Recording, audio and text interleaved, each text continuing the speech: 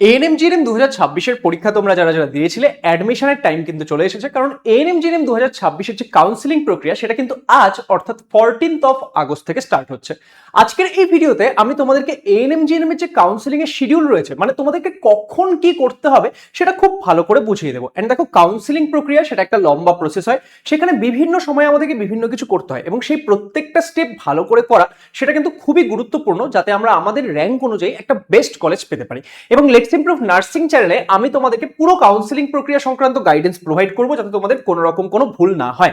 আজকে চলো আমরা দেখে নিই যে আমাদের কাউন্সিলিং এর যে শিডিউলটা দেওয়া হয়েছে সেই অনুযায়ী তোমাদেরকে কখন কি করতে হবে এবং কিভাবে সেই বিষয়গুলো করবে সেগুলো নিয়েও কিন্তু আমরা আপকামিং টাইমে কথা বলবো। ইয়েস, আমি জানি যে আমাদের এই নোটিশটা অ্যাকচুয়ালি গতকাল বেরিয়েছিল, কিন্তু গতকাল যেই টাইমে নোটিশটা বেরিয়েছিল তখন আমার ব্যাক টু ব্যাক ক্লাসেস ছিল, সেই জন্য আমি তোমাদের জন্য ভিডিওটা নিয়ে আসতে পারিনি, তার জন্য সরি। অ্যান্ড ম্যামও এই মুহূর্তে আমাদের জলপাইগুড়ি স্টুডিওতে অ্যাভেলেবেল নেই, ম্যাম একটু কলকাতার বাইরে রয়েছেন, তো সেই জন্য আমরা ভিডিওটা গতকাল তোমাদের জন্য নিয়ে আসতে পারিনি, তার জন্য এক্সট্রিমলি সরি। কিন্তু আজ থেকে কাউন্সিলিং স্টার্ট হচ্ছে অ্যান্ড প্রত্যেকটা স্টেপে আমি তোমাদেরকে কিন্তু গাইড করবো, তাহলে প্রত্যেকটা ভিডিও সবাই মন দিয়ে দেখবে অ্যান্ড বিষয়গুলো ভালো করে বুঝবে। তাহলে এটা আমাদের যে এএনএম-জিএনএম 2026, সেই এএনএম-জিএনএম 2026 এর যে কাউন্সিলিং, সেই কাউন্সিলিং এর একটা শিডিউল দেওয়া হয়েছে যে তোমাদের কবে কি হবে, অ্যান্ড খুব ভালো করে শিডিউলটা বুঝবে অ্যান্ড কখন কি করতে হচ্ছে সেটাকেও বুঝে নেবে, ঠিক আছে?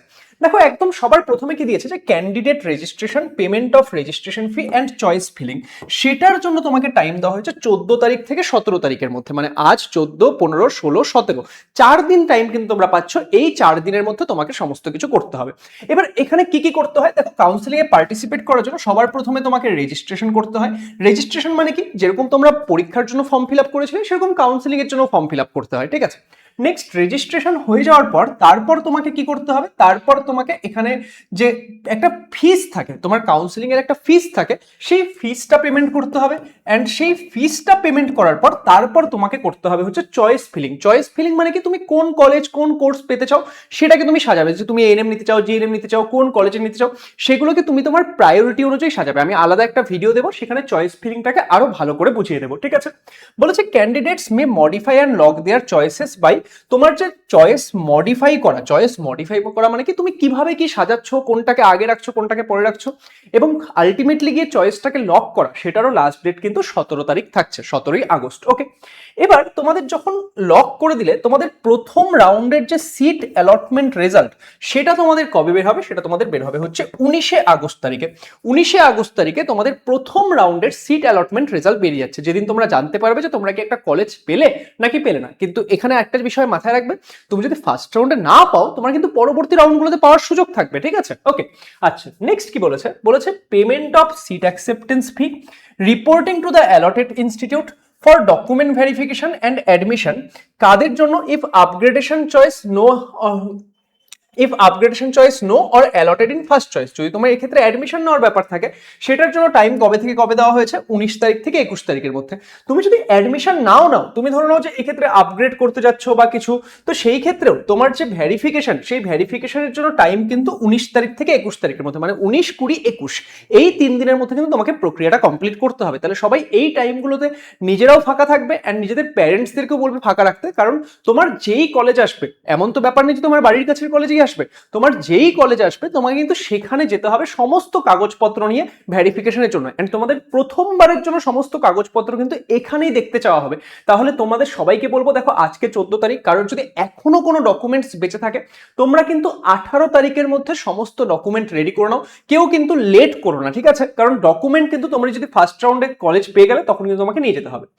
Second round of choice filling and registration, ধরো নাও কেউ ফার্স্ট রাউন্ডে পার্টিসিপেট করলো না, সেকেন্ড রাউন্ডে প্রথমবারের জন্য পার্টিসিপেট করতে চায়, বা তুমি সেকেন্ড রাউন্ডে নতুন করে চয়েস ফিলিং করতে চাও, তার জন্য তোমাকে টাইম দেওয়া হয়েছে 22 তারিখ থেকে 24 তারিখের মধ্যে, ঠিক আছে?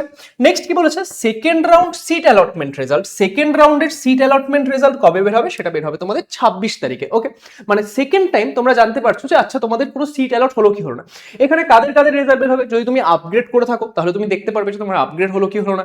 যদি তুমি এই ক্ষেত্রে ফার্স্ট রাউন্ডে সিট না পেয়ে থাকো, সেকেন্ড রাউন্ডে তখন তুমি চেক করতে পারবে যে সেকেন্ড রাউন্ডে পেলে কি পেলে না। তুমি ধরো ফার্স্ট রাউন্ডে পার্টিসিপেটই করনি, সেকেন্ড রাউন্ডে প্রথমবার পার্টিসিপেট করেছিল, তখন তুমি এখান থেকে জানতে পারবে আচ্ছা কি হচ্ছে না হচ্ছে।